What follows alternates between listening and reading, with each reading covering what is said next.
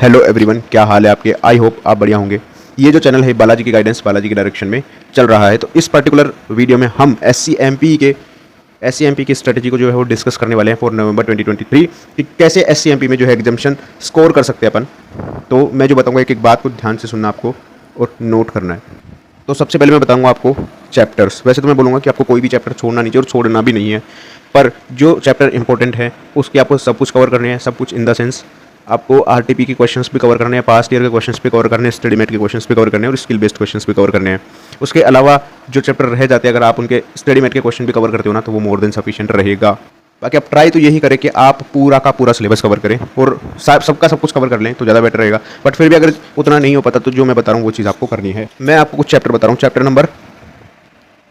Number 2, 3, 4, 6, 8, 9, 11, 12 ये chapter आपको cover करने हैं। देखो चैप्टर फिर से बताता हूँ। Chapter number 2, chapter number 3, chapter number 4, chapter number 6, chapter number 8, 9, 11 and 12। देखो 80 to 100% पेपर यही से कवर होता है। अच्छा, तो इन चैप्टर क्या करना आपको, स्टडी मेट के क्वेश्चंस तो आपको करने ही करने, साथ में ये स्टडी डाइजेस्ट के स्किल बेस्ड क्वेश्चन भी करने हैं आपको। ये दो तो प्रायोरिटी पे, ये दो चीज़ें प्रायोरिटी पे, और 3 अटेम्प्ट की आरटीपी तो प्रायोरिटी पे करनी है, और पास्ट ईयर क्वेश्चन भी आपको करने हैं। एटलीस्ट 5 अटैम्प्ट के तो करने ही करने। मैं 5 ईयर्स तो नहीं बोलूँगा, पर 5 अटैम्प्ट के तो जरूर करने, ताकि आपको पेपर पैटर्न समझ में आए। मैं स्पेसिफिकली बोलूँगा कि जुलाई 21 के बाद की, जुलाई 21 और उसके बाद के पेपर तो आपको जरूर करनी चाहिए इन नवंबर 23 के लिए, खासकर इन चैप्टर्स के क्वेश्चन को। अब आप बोलोगे कि ये तो बहुत ज़्यादा होगा, तो आप क्या कर सकते हो कि स्किल बेस्ड पर्पस से अगर डिसीजन मेकिंग या परफॉर्मेंस मेजरमेंट एंड इवैल्यूएशन में दोनों में से कोई एक चैप्टर स्किल बेस्ड वाला आप स्किप कर सकते हो। स्किल बेस्ड के स्टडी मेट के क्वेश्चन तो करने पर आप स्किल बेस्ड के ना भी करोगे इन दोनों में से किसी एक चैप्टर का, जिस पे आपको थोड़ी ग्रिप आपको कम लग रही है तो भी चल जाएगा। तो भी आप काफ़ी अच्छा स्कोर करने वाले, काफ़ी बेहतरीन। ठीक है, तो ये चीज़ आपको करनी है। अच्छा, केस स्टडी डाइजेस्ट में मैंने बता दिया स्किल बेस्ड क्वेश्चन आपको करने हैं। Skill based questions topic wise आपको संकल्प सर के मिल जाएंगे। उन्होंने टॉपिक वाइज बाइफर्केशन दे रखा है, उनकी सीट टेलीग्राम पे जो सीट है उस पर, कि कौन से टॉपिक से रिलेटेड कौन सा क्वेश्चन है। तो उससे आपको इजी हो जाएगा कि आप आइडेंटिफाई कर पाएँ कि कौन से चैप्टर का कौन से कॉन्सेप्ट का क्वेश्चन है, तो आप इजीली उसको हैंडल कर पाएंगे। और कई लोगों का डाउट रहता है कि कौन सा क्वेश्चन बैंक खरीदे, कौन सा क्वेश्चन बैंक नहीं खरीदे। वैसे तो मैं प्रेफर नहीं करूँगा क्वेश्चन बैंक आप खरीदे, क्योंकि जरूरत ही नहीं पड़ेगी आपको। जरूरत इसलिए नहीं पड़ेगी क्योंकि जो मैंने अभी आपको रिसोर्सेज बताया, अगर आप उतना कर लेंगे तो वो भी मोर देन सफिशिएंट है।